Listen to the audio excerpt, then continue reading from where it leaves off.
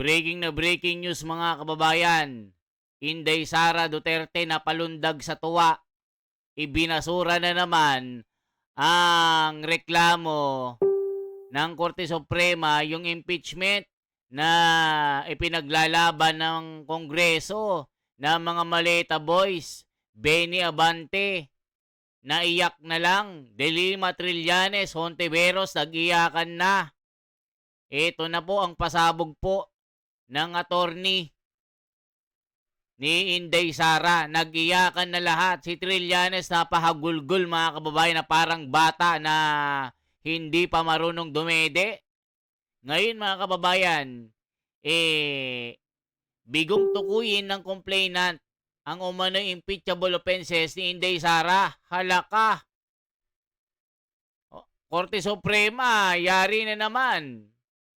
Hindi na naman pinayagan ng Kongreso. Iyak na naman ang mga congressman na ito. Mga kababayan ko, bigo na naman silang i-impeach si Inday. Panoorin po natin itong abogado ni Inday. Nako, yari na. Nag-iyakan na. Kami naman po ay nandito para siguraduhin na napoproteksyonan ang karapatan ng Vice President. Pero kailangan din nating tandaan kasi maraming mga lumalabas na statements na tila ba'y may conclusion na may pagkakasala o may mga impeachable offenses na nakumit ang ating Vice Presidente. Tandaan lang po natin that the burden of proof lies with the complainants. Sila po ang nag-complain, sila po ang naghain ng mga reklamo, so dapat sila ang may ebidensya. At kasi parati lang sinasabi, hindi sumasagot ang Vice Presidente. Well, hindi sumasagot ang Vice Presidente kasi wala namang dapat sagutin sa ngayon, Dapat po ang mismong complainant ang maglabas ng ebidensya at matinding ebidensya para maipakita na meron talagang mga pagkakamali. At sa ngayon, wala pa kami nakikitang ganong ebidensya.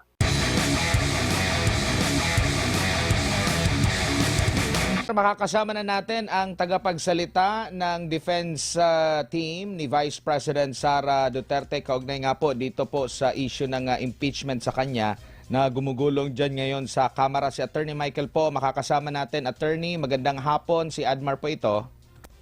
Hi, Sir Admar. Magandang hapon po sa inyo at magandang hapon sa ating mga kababayan. Opo, gusto lang maliwanagan din ng ating mga kababayan. Ano po itong isinabmit nyo po kahapon na sagot dito na atat yung ating pong kamara na matanggap na kung anong mga sagot. Marami na silang sinasabi ever na hindi makatanggap ng sagot. Pero ano po itong inihain nyo po sa kamara kahapon po, Attorney?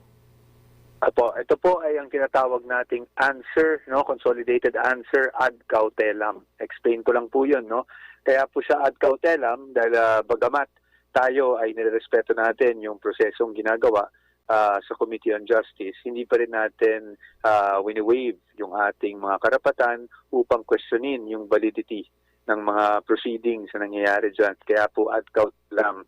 Ngayon po, doon po sa sagot ng ating Vice Presidente, yun naman po ay nilagay natin ang mga napansin natin na as our defenses, unang-una sa lahat is yung constitutional issue.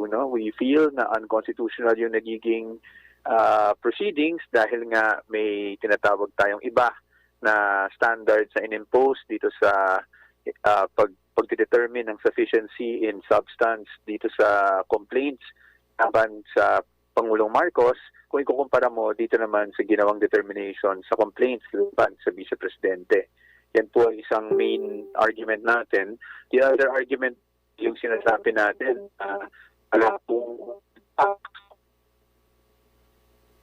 from the side of the complainants to allege ultimate facts that constitute yung yung impeachable offense. Kasi po ang ultimate facts, yan po usually, sa criminal law man, yan yung mga elements of the crime na kailangan mong i-allege para masabi na meron ngang krimen na naganap.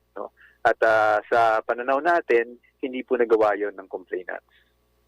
Kumbaga doon po sa mga pahayag ng complainants, doon po sa naging pagdinig doon sa House Committee on Justice, walang bago, nirecycle lang yung unang mga akusasyon, Attorney. Well, karamihan naman po ay talagang nirecycle lang. Although sa pananaw natin, wala namang problema doon kung nirecycle lang. Ang nagiging problema lang talaga is if you read the complaints, ang talagang failure to allege yung acts na talagang may double offense Doon po sa due process, ay pag meron kang standard pero iba yung standard na inimpose mo doon sa mga complaints laban sa Pangulo at iba rin ang inimpose mo laban sa Vice Presidente o ikalawang Pangulo. So yun, doon po nang gagaling yung argument natin na may paglabag sa due process kasi tila nagkaroon sa pananaw namin, nagkaroon ng double standards po dito sa determination ng sufficiency of form and substance pagdating sa dalawang opisyal. O, kita nyo mga kababayan, ayon dito sa abogado ni Sara, recycle po yung ibinigay ng Kongreso na kaso. Ganun pa din. Walang kabago-bago, lumang-luma. So dito mga kababayan, ibabasura na naman ng Korte Suprema ito. Nagsayang na naman ng pera ang Kongreso. Kita nyo naman si Ronaldo Puno, na chairman ng NUP, nag-away-away na sa majority. Bakit? Kasi nga wala ng pera, walang budget, umiiyak na daw yung constituents sila.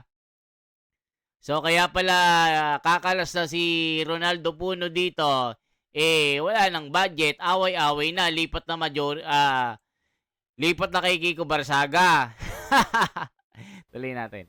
oo, nabanggit din dito na mabilis na isinantabi ang mga mabibigat na reklamo na dito kay Vice President Sara Duterte, medyo binusisi ng husto. So dapat patas at pantay lamang po at marami din po nakapansin dyan, Attorney Michael Powa. Pero kumbaga, ito po ba ay maliban sa paglabag doon sa due process, mayroon pa kayong nakikitang ano rito na parang nasisilip na maliban doon sa due process na nakikita nyo pong paglabag? Well, yun po yung nasabi natin kanina, no, na nung ginagawa natin ng sagot ng Vice Presidente, napakahirap para sa kanya na sumagot dahil wala namang concrete and cohesive recital of facts para sabihin na meron siyang naging pagkakamali o pagkasala that it will rise to the level of an impeachable offense. So, sinasabi nga nila, bakit ganun? Bakit parang hindi na naman sinagot ng Vice Presidente? Well, unang-una sa lahat, no, wala nga pong recital of ultimate facts. Kaya para sa amin, sa aming pananaw, wala nga kailangan sagutin dahil hindi nga yung aligasyon ay incomplete. No? Hindi po nasasabi doon kung bakit nila, based on dun sa mga salaysay nila, bakit nila sinasabi na may impeachable offense laban sa Vice Presidente. For example, para lang klaro po yung ehemplo natin, no? Kasi napaka-technical ng ultimate facts, no? Mga abogado lang nakakaintindi. So, for example, meron sila doon sa isang complaint, sinasabi na doon that the Vice President committed blunders through conversation. No? May element. Ayan mga kababayan ko, sinasabi ng komento dito, yari na. Go BP Sara, ikaw ang aming pag-asa. Yari na sila. God bless po ma'am, ikaw ang aming presidente. It means no one could hinder BP Sara in her candidacy for 2028. Nako, yari na sila. Iyakan na mga kababayan ko.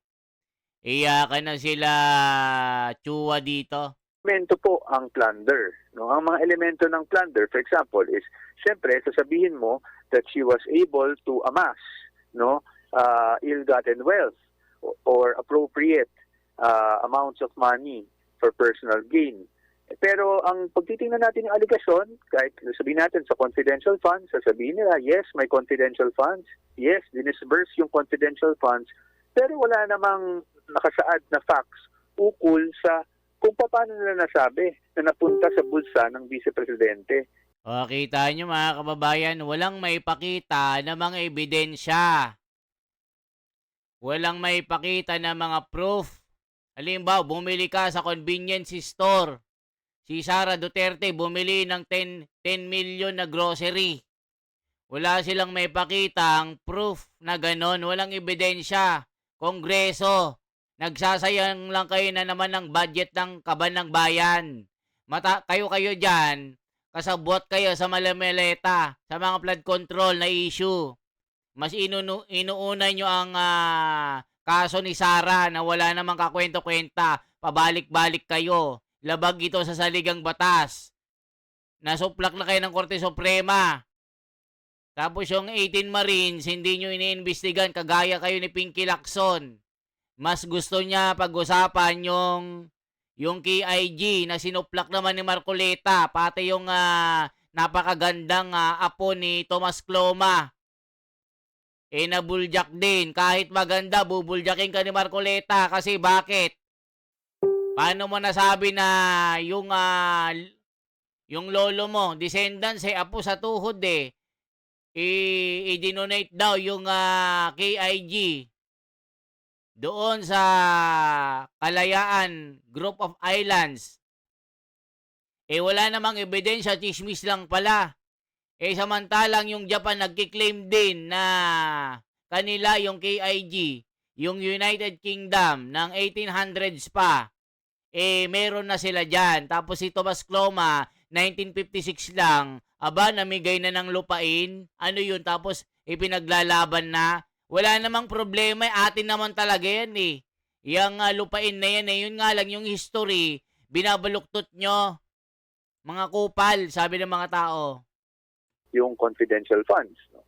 Lahat po ng mga nakasulat doon ay spekulasyon. Kung hindi man spekulasyon, ay conclusions of law and fact or self-serving conjectures. Kaya po, yan po ang sinasabi namin na parang kulang, kumbaga, ang naging recital of facts. Kaya napakahirap para sagutin yan dahil wala dapat tayong sagutin dahil hindi naman kompleto yung aligasyon, kumbaga. Every day, people juggle. Ayan, mga kababayan ko, hindi kompleto ang aligasyon ng mga dilawan, piklawan, tangalista, bobolista, maletatista, kumobratista ng maleta. Mga kababayan, kayo dyan, kayo mga tangalista kayo, kasama kayo sa mga bobo. Yan ang sabi ni Pedrito ng Santolan, Batangas. Ang tatanga ng mga tangalista, ninakawan na, tuwang-tuwa pa. Hanggang ngayon, nabobola ng 20 pesos sa bigas. Mga bobo, dinaliligo. Yan, sinasabi ni Pedrita ng San Antonio, Zambales. O tapos ngayon, itong mga congressman na nagsusulong ng impeachment, barado na. Ibabasura na naman ng Korte Suprema ito. Okay? Mga kababayan ko, kaya tuloy-tuloy ang kandidatura ni Inday Sara sa 2028. Wala na kayong magagawa. Ang susunod na Pangulo ay si Sara na. Para magkaroon na ng kamay na bakal, malinis na ang Pilipinas. Mawala ang mga pulburonista, tumitiratista, mga nagragbitista, mawayayari ang mga yan. For transparency, for better democracy, mga kababayan, isang like, isang share po at isang subscribe. Salamat po. At sabihin nyo kung anong lugar po kayo para ma-shoutout po kayo. Special mention kay Gaspar Beltran ng Cebu City. Salamat po sa inyong palaging kakapanood at nagko-comment kayo. Salamat po. I-like na, i-share na at pasabugin na ang komento. Mas maraming mas maganda. Salamat.